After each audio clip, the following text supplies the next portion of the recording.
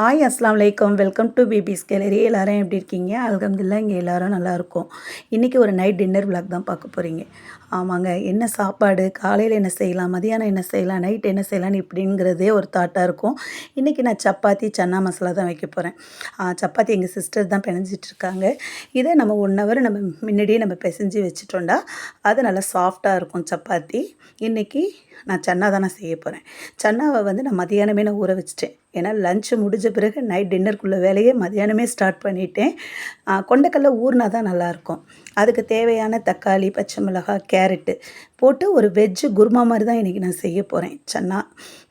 அதுக்கு தேங்காய், coconut milk எடுத்துக்கிட்டால் தான் நல்லாயிருக்கும். சில பேர் தேங்காய் முந்திரிலாம் அரைச்சி ஊற்றுவாங்க. நான் கொஞ்சம் மில்க் எடுத்து தான் நான் செய்வேன். ஏன்னா ரொம்ப கெட்டியாக இருந்தால் நல்லா இருக்காது. நைட்டு டைஜஷன் ஆகிறதும் கொஞ்சம் கஷ்டம். அதனால் தேங்காய் பால் எடுத்து செய்யும் போது சூப்பராக இருக்கும். பிகினர்ஸ் யாராவது பார்த்தீங்கன்னா இதை ட்ரை பண்ணுங்கள், சூப்பராக இருக்கும். சப்பாத்தி மாவும் நல்லா சாஃப்டாக இருக்குது. அந்த கட்டிங் ப்ராசஸும் நடந்துகிட்ருக்கு. சரி, கட் பண்ணுறதுக்குள்ளே மாவு பார்த்தேன். மாவு நல்லா சாஃப்டாக இருக்குது. எவ்வளோ ஒரு சாஃப்டாக இருக்குது பாருங்கள். சப்பாத்தி மாவு நம்ம பிஃபோராகவே நம்ம பிணைஞ்சி வைக்கிறதுனால நல்லா சாஃப்டாக இருக்கும்.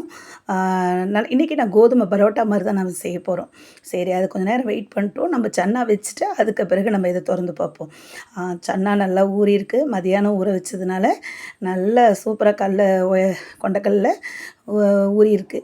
சரி, அதுக்கு தேவையான பொருட்களும் எடுத்து வச்சாச்சு. கட் பண்ணியும் வச்சாச்சு. கேரட்டு, வெங்காயம், தக்காளி, பச்சை மிளகாய் எல்லாத்தையும் கட் பண்ணியும் வச்சாச்சு.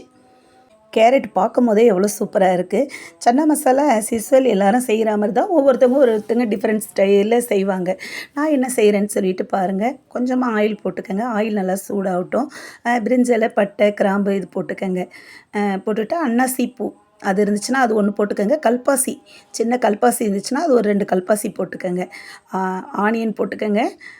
ஆனியனு, கேரட்டை பார்க்கும் போதே சூப்பராக இருக்குது. நல்லா கலர்ஃபுல்லாக இருக்குது. இன்றைக்கி நான் உருளைக்கிழங்கு நான் போடல. கேரட்டு, சன்னா இது மட்டும் தான் நான் போட்டிருக்கேன் நான். சரி, பெரியவங்க சாப்பிட்றதுனால அடிக்கடி உருளைக்கிழங்கு எடுத்துக்கிறது அவ்வளோவா நல்லதும் கிடையாது. சரி, அவங்களுக்கு வாயு பிடிப்பாக இருக்கும். அதனால் இன்றைக்கி நான் கேரட்டு மட்டும் தான் நான் போட்டு செய்கிறேன். உங்கள் வீட்டில் என்ன இன்றைக்கி டிஃபனு இன்றைக்கி என்னன்னு சொல்லிவிட்டு கமெண்ட் பாக்ஸில் சொல்லுங்கள். ஆமாங்க, நைட்டு டின்னர் இட்லி, தோசை, இடியாப்பம் இதே மாதிரி நம்ம ஒன்று ஒன்றா நம்ம யோசனை பண்ணி செய்கிறதுக்குள்ளே இதாக இருக்கும். அதை நான் மதியானமே டிசைட் பண்ணிவிட்டேன். சரி, இன்றைக்கி சன்னா ஊற வச்சு இன்றைக்கி நைட் டின்னர் வந்து நம்ம சன்னா தான் செய்ய போகிறோம் அப்படின்னு சொல்லிட்டு வெங்காய தக்காளி ஆசிஸில் நல்லா போட்டு நல்லா வதக்கிக்கங்க. வதக்கிக்கிட்டு இஞ்சி பூண்டு பேஸ்ட்டு கொடுத்துக்கோங்க. இன்றைக்கி நான் மேகி க்யூப் போட்டிருக்கேன். மேகி வந்து சிக்கன் க்யூப் போட்டிருக்கேன். விருப்பம் உள்ளவங்க சேருங்க. என்கிட்ட இருந்துச்சு, அதனால் நான் போட்டிருக்கேன். அது போட்டால் நல்லா டேஸ்ட் நல்லாயிருக்கும். அதனால் நான் சேர்த்துக்கிட்டேன். சேர்த்து அதை நல்லா வதக்கி விட்டுக்கிட்டேன். எந்த அளவுக்கு நம்ம வதக்குறோமோ சன்னா வந்து நம்ம டேஸ்ட் நல்லாயிருக்கும். நல்லா வதக்கியாச்சு. அதுக்கு பிறகு நெக்ஸ்ட்டு இது ஸ்பைசஸ் ஆட் பண்ணிக்க வேண்டியது தான். ஏன்னா எனக்கு ஸ்பைசஸ்னால் இப்போ மிளகாப்பொடி நான் சேர்த்துருக்கேன். மிளகாப்பொடி காரத்துக்கு தகுந்த மாதிரி சேர்த்துக்கங்க. ஒவ்வொருத்தவங்க காரமாக சாப்பிடுவீங்க. நான் இன்றைக்கி கொஞ்சம் ஸ்பைசஸ் கம்மியாக தான் நான் சேர்த்துருக்கேன். சிக்கன் மசாலா சேர்த்துக்கங்க. சிக்கன் மசாலா கொஞ்சம் 1 டீஸ்பூன் சேர்த்துக்கங்க. சன்னா மசாலா என்கிட்ட இல்லை, அதனால் சிக்கன் மசாலா போட்டாலே போதும். ஏன்னா நான் மேகி க்யூப் வேறு நான் போட்டிருக்கேன். இது கரம் மசாலா கொஞ்சமாக போட்டுக்கோங்க. போட்டுட்டு சூப்பராக இருக்கும். பிகினர்ஸ் யாராவது பார்த்தீங்கன்னா இதை ட்ரை பண்ணுங்கள். சூப்பரான சன்னா மசாலா ரெடி ஆகிட்டுருக்கு. நல்லா வதக்கி விட்டுக்கோங்க. எந்த அளவுக்கு நமக்கு வதக்குறோமோ அந்த ராஸ்மல் போய் நல்லாயிருக்கும், சூப்பராகவும் இருக்கும். நல்லா வதக்கியாச்சு. இப்போ நம்ம மெயின் ஹீரோ சன்னா அது நல்லா ஊறி இருக்குது. அதையும் நம்ம அதில் சேர்த்துக்கிறோம். அதை நல்லா மிக்ஸ் பண்ணிக்கிறோம். மிக்ஸ் பண்ணிவிட்டு அந்த மசாலா எல்லாம் அந்த கோட்டிங் எல்லாம் அப்சர்வ் ஆகிற மாதிரி நல்லா அதை மிக்ஸ் பண்ணியாச்சு. இப்போ இந்த ஸ்டேஜில் தான் நான் கேரட்டு போட போகிறேன். கேரட்டு தான் பார்க்க அவ்வளோ அழகாக இருக்குது. நான் இன்றைக்கி பொட்டோட்டோ சேர்க்கல. ஏன்னா உருளைக்கிழங்கு சேர்த்தா அது வாய் பிடிக்குமே, பெரியவங்க சாப்பிட்றதாச்சுன்னு சொல்லிட்டு இன்றைக்கி நான் உருளைக்கிழங்கு அவாய்ட் பண்ணிவிட்டேன். கொஞ்சமாக தண்ணி ஊற்றி அந்த சன்னாவை நல்லா வெந்துக்கிட்டோம். சன்னா வெந்த பிறகு தான் நான் கோகனட் மில்க் நான் ஆட் பண்ண போகிறேன். நல்லா வெந்துருச்சு. ஒரு 70-80% குக் ஆகிடுச்சு. இப்போ நான் கொஞ்சம் தேங்காய் பால் மிக்ஸ் பண்ணிக்க போகிறேன். தேங்காய் அரைச்சி ஊற்றலாம். தேங்காய் அரைச்சி ஊற்றினா அது கொஞ்சம் மதன்னு இருக்கும். அது நைட்டில் வந்து சாப்பிடும்போது அது வந்து டைஜஷன் ஆகிறது கொஞ்சம் கஷ்டமாக இருக்கும். அதனால் இன்றைக்கி நான் கோகனட் மில்க் சேர்த்து தான் நான் செய்ய போகிறேன். இதை ஒரு விசில் விட்டு ஒரு 7 விசில் விட்டால் போதும். சன்னா நல்லா சூப்பராக வெந்திருக்கும். பார்ப்போம், எடுத்து பார்ப்போம். சன்னா சூப்பராக வெந்துருச்சு. இந்த ஸ்டேஜில் தான் நான் மில்க் நான் ஆட் பண்ண போகிறேன். சூப்பராக வெந்திருக்கு. இந்த ஸ்டேஜில் நம்ம என்ன செய்கிறோம், மில்க் ஆட் பண்ணிக்கிறோம். மில்க்கு கொஞ்சம் கெட்டியாக எடுத்துருக்கணும். இது கொஞ்சம் தண்ணியாக இருந்ததுனால இன்னும் ஒரு 2-3 விசில் எக்ஸ்ட்ராவே விட்டுட்டேன்.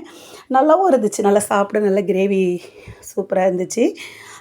கொஞ்சம் தண்ணியாக இருந்ததுனால சரி இன்னும் ஒரு 3 விசில் விட்டுருவோம். சன்னாவும் இன்னும் கொஞ்சம் மசியாத மாதிரி தெரிஞ்சிச்சு. ஓகே சூப்பராக ரெடி ஆகிடுச்சு. அது ஒரு 3 விசில் விட்டுட்டுன்ட்டு இதுக்கிடையில் எங்கள் சிஸ்டர் வந்து அது பரோட்டா மாதிரி எப்போதும் டெய்லி சப்பாத்தி தானே போடுறோம், இன்றைக்கி நம்ம கோதுமை பரோட்டா மாதிரி போடுவோம் அப்படின்னு சொல்லி இதை ஒரு ஸ்கொயர் ஷேப்பில் செஞ்சாங்க. நம்மளோட விருப்பம் தான், அது ட்ரையாங்கிள் ஷேப்லேயும் செய்யலாம். இன்றைக்கி எங்கள் சிஸ்டர் வந்து நான் ஸ்கொயர் ஷேப்பில் செய்கிறேன் கண்டுட்டு செஞ்சாங்க. சூப்பராகவும் இருந்துச்சு கோதுமை பரோட்டா. இந்த பாருங்கள் எப்படி உருட்டுறாங்க பாருங்கள். இது ஒரு ஸ்கொயர் ஷேப்பில் தான் செய்கிறாங்க. இது ட்ரையாங்கிள் ஷேப்லேயும் செய்யலாம்.